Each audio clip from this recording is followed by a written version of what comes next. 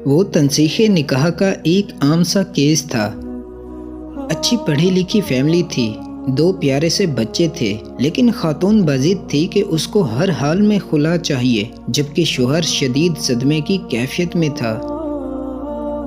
दोनों का मामला अदालत में जज के सामने गया। जज साहब अच्छे आदमी थे।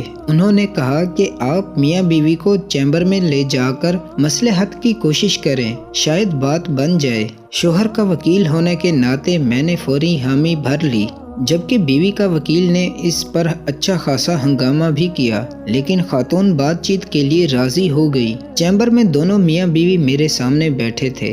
वकील ने पूछा, हाँ खातून, आपको अपने शोहर से क्या मसला है? औरत बोली, वकील साहब, ये शख्स मर्दाना तौर पर कमजोर है। मैं एकदम चौंक गया कि उसने खुलम खुला कैसे बोल दिया। इस बात पर मैं हैरान था। वैसे तो कचहरी में ज्यादातर बेबाक खवातीन से ही वास्ता पड़ता है, लेकिन उस खातून की कुछ बात ही अलग थी।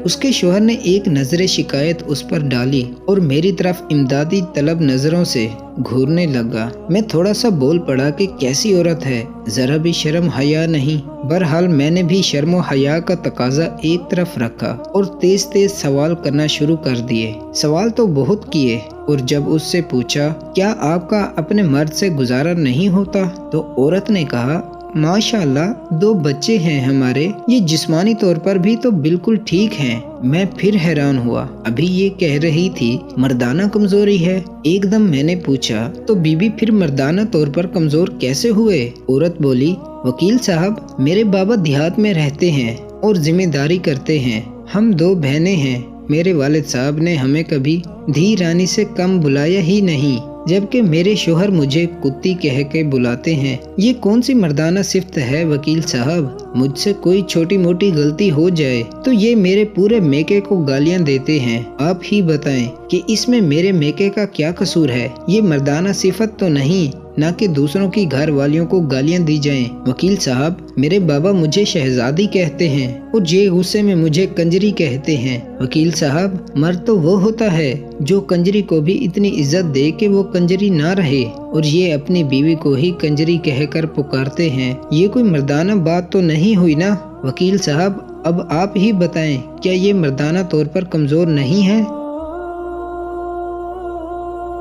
ये सब सुनकर बात ही पलट गई। मेरा तो सर शर्म से झुक गया। एकदम उसका शोहर उसकी तरफ देखकर बोला, अगर यही मसला था तो तुम मुझे बता सकती थी ना, मुझ पर इस कदर जहनी टॉर्चर करने की क्या जरूरत थी? औरत बोली, आपको क्या लगता है, आप जब मेरी माँ बहन के साथ किसी नाजायज रिश्ते को जोड़ते हैं तो मैं खुश होती हूँ? इतने सालों से आपका क्या गया? ये जहनी तशद्दुद बर्दाश्त कर रही हूँ, इसका कौन हिसाब देगा? बीवी का पारा किसी तौर पर कम नहीं हो रहा था। खैर, जैसे तैसे मिन्नत समाज करके समझा बुझा के उनकी सुलह करवाई। शोहर ने वादा किया कि वो आइंदा अब कभी अपनी बीवी को गाली नहीं देगा, और फिर राजीनामे के बाद वो दोनों चले गए। दोस्तों, ये स्टोरी हकीकत है या नहीं इसका मुझे इल्म नहीं, मगर मुझे इसमें हकीकत नजर आई है तो मैंने आपसे शेयर की। ये सच है, हमारे इस माशरे में इस तरह के बहुत मर्द हैं जो बीवी को गंदी गंदी गालियां देते हैं। ऐसा बिल्कुल नहीं करना चाहिए। अगर बीवी कोई गलती कर भी ले तो उसकी अच्छाई को याद करना चाहिए, दरगुजर करना चाहिए। हम भी तो न जाने कितनी गलतियां करते हैं। अगर आप भी घर में से किसी को भी गाली देते हैं या गुस्सा करते हैं, बदतमीजी से बोलते हैं, तो आज से अहद करें आइंदा ऐसा कभी नहीं करेंगे। देखें, मैं आप सबकी इस्लाह करने की कोशिश कर रहा हूँ ताकि बिगड़ी हुई आदतों को ठीक कर लें। आपका भी हक है कि आप खुद को संवारने की भरपूर कोशिश करें। वीडियो अच्छी लगी है तो लाइक कर दें। दुआओं में याद रखिएगा। अस्सलामु अलैकुम।